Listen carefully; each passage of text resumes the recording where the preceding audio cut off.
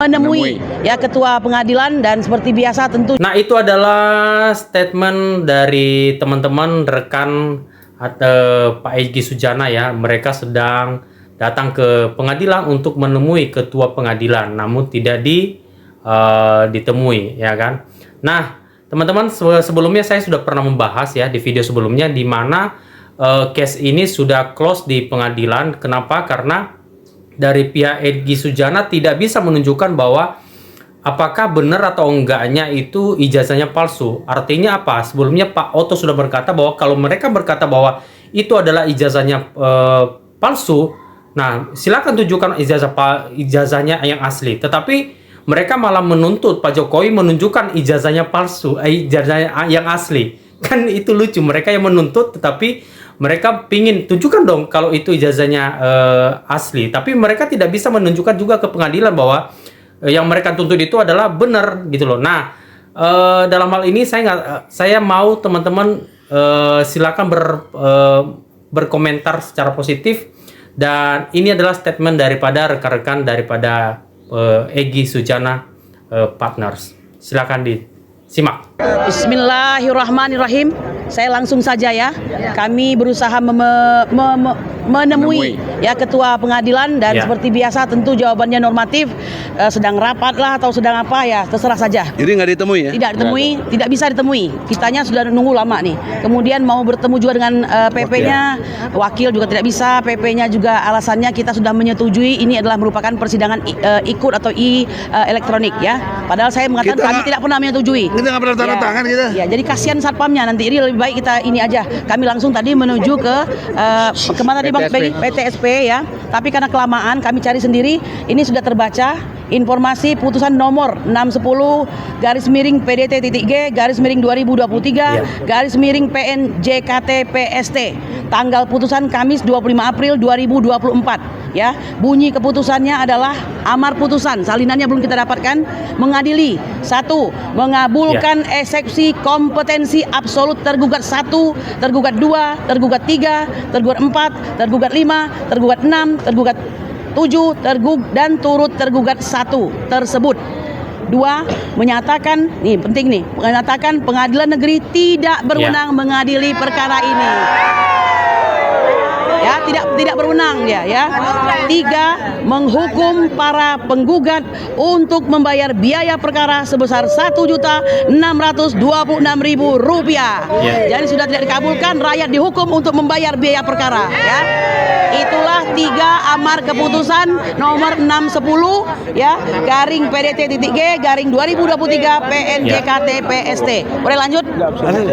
Bagaimana sih? Saudara-saudaraku sebangsa dan setanah air, saya paham sebagaimana Anda hadir kemari sangat ingin tahu ya akan bagaimana kelanjutan dari perkara ijazah palsu Joko Widodo. Betul? Betul. Nah, dan ternyata untuk putusan selah pihak pengadilan sudah memutuskan secara online. Kami bukan tidak tahu. Kami hadir ke sini karena kami ingin untuk menemui ketua pengadilan negeri agar beliau mengetahui bahwa kami tidak setuju dengan keputusan yang sifatnya online tersebut. Tolong pegang ya. Lalu bagaimana?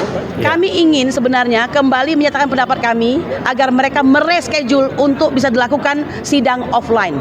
Jadi kalau mereka memberikan keputusan selah, nyatakan keputusan tersebut dalam sebuah sidang yang didengarkan oleh termohon dan pemohon. Pasal 185. Sesuai pasal 185 diucapkan di dalam persidangan ya, 185 HR. Tapi kami sangat mengerti. Inilah upaya yang bisa dilakukan oleh pengadilan ya, untuk tidak bertemu langsung dengan kami para pemohon yang sangat ganas-ganas ini, mungkin mereka begitu ya. Padahal sebenarnya kita sedang mencari kebenaran. Perlu Anda ketahui ya, gugat ijazah palsu jilid 2 di Surakarta itu belum pernah menunjukkan ijazah asli Joko Widodo. Akan tetapi 2 orang sudah dihukum 4 tahun ya. Bayangkan, Gus Nur dan Bambang Tri. Gus Nur dan Bambang Tri. Orangnya dihukum, tapi Jokowi tidak ada kewajiban untuk menunjukkan ijazahnya mana yang asli tersebut. Ya, 14 kali persidangan, betapa gigihnya kita menginginkan agar dihadirkan wakil dari Jokowi, bukan jaksa negara. Mengapa? Karena ini soal pemalsuan. Mau dia presiden tidak soal, tapi dia adalah subjek hukum yang melakukan pemalsuan tersebut. harusnya tidak menggunakan jaksa negara atau yang mewakilinya, ya. Presiden Habibie sudah menunjukkan sebuah teladan yang baik. Ketika urusan itu menyangkut diri dia pribadi, dia tidak menggunakan jaksa negara. Hanya kali inilah ya Joko Widodo dengan sombongnya menggunakan jaksa negara. Kami tidak terima 14 kali persidangan kita selalu menolak.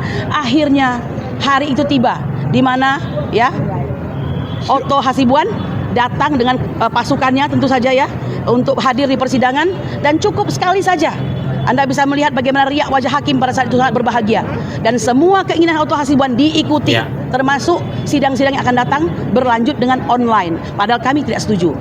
Kami percaya, dan Prof. Egy ya yang paham hukum ini, bahwa sidang perdata itu mengenai konsensus, kebersetujuan kedua belah pihak. Ada kesepakatan ya. Tidak bisa diputuskan oleh pihak pengadilan sendiri berdasarkan kehendak daripada salah satu pihak gitu. Nah, tapi ini yang terjadi. Kami paham karena kita bicara soal pendekatan kekuasaan ya. Nah, oleh karena itu kami mengatakan pada hari ini bahwa keputusan sudah diucapkan. Nah, tentu saja kami akan sami'na wa ata'na kepada Bang Egy selaku ketua kami, tapi kami ingin mengatakan ini tindakan yang sangat pengecut. Sangat pengecut ya, hadapi dong ya, buka perkaranya. Otto mengatakan ada ijazah aslinya, tunjukkan case close ya, tunjukkan saja. Tapi ternyata tidak mampu ditunjukkan, maka kami berkesimpulan inilah belok-beloknya supaya nggak memperlihatkan ya. Dan perlu Anda ketahui, hari ini tanggal 25, 3 hari setelah tanggal 22 pengumuman daripada keputusan perkara PHPU di MK ya. Mohon maaf, kami harus ya mempunyai pemikiran analisis bahwa ini disengaja untuk melihat kondisi setelah tanggal 22 ya. Konstelasi politik memanas ya. Nanti akan dilihat ini. Ya, saya sama analisanya begini. Mungkinkah orang yang sudah bakal menang di MK mau kalah? Mungkin nggak? Nggak mungkin kan. Sama seperti sekarang ini, orang ini akan terus mempertahankan bahwa dirinya tidak bersalah, bahwa dia punya ijazah asli itu walaupun tidak pernah diperlihatkan ya. Nanti kami berharap rakyat akan terus menang. Justru makin kita terus dizolimi, ini menunjukkan kemenangan rakyat. Karena kalau mereka yang benar, gampang kok, tinggal ditunjukkan. Tapi mereka tidak mampu menunjukkan hal tersebut. Ya, Bapak Ibu sekalian, saya tahu bagi pendukung keadilan kebenaran ya sudah kecewa yang pertama karena itu ya Hakim MK Soehartoyo menunjukkan keberpihakannya yang salah ya, sen kiri belok kanan. Selama beberapa sen kiri belok kanan itu biasanya emak-emak ya. Dan itu bukan karena jahat, karena pikiran emak-emak itu memang begitu. Kenapa diikuti oleh Hakim MK ya kan? Mereka selama ini memberi harapan palsu kepada kita. Seakan-akan ingin memperbaiki keadaan ya kan, akan memberikan kejutan sebuah keputusan. Ternyata kita benar-benar terkejut.